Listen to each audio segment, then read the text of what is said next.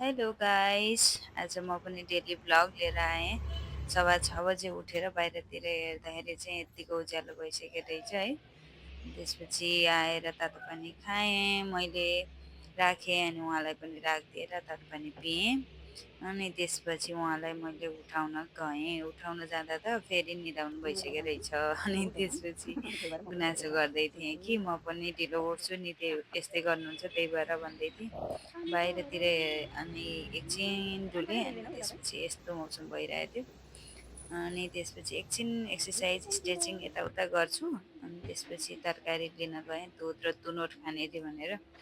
अनि लिएर आएपछि फेरि किचनको काममा लागेँ। किचनको काममा चाहिँ सुरुमा मैले दाल पकाएँ। अनि त्यसपछि क्रमैसँग दाल, भात, तरकारी पकाउँदै बाबुलाई रेडी गर्दै अनि पढाउँदै गर्दै गर्छु कि म खास। अनि त्यसपछि बाबु रेडी हुँदै थियो यता, मेरो उता नि पाक्दै थियो नि त। अनि उसले चाहिँ खानेकुरा खाएर गइहाल्यो।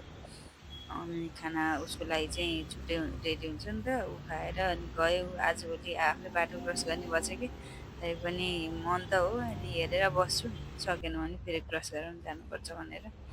अनि तरकारी चाहिँ पछि पाक्छ कि, उसले तरकारी खाँदैन नि त। अनि पाक्दै गर्दाखेरि त्यहाँमाथि आज परेला थियो।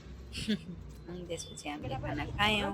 त्यसै गर्दा गर्दै फेरि खाजाको टाइम नि भएर खाजा नि बनाइदिएर टिफिन पुऱ्याएर आएर बिचमा फेरि के काम गरेँ भसक्कै। त्यति बेला पछि बाबु आएको थियो। अनि बाबु आएपछि उसलाई पढाउँदै अनि फेरि बेलुकाको खाना पनि बनाएँ। उनीहरू चाहिँ खाना खानुभन्दा पहिला खेल्नुपर्छ खालि।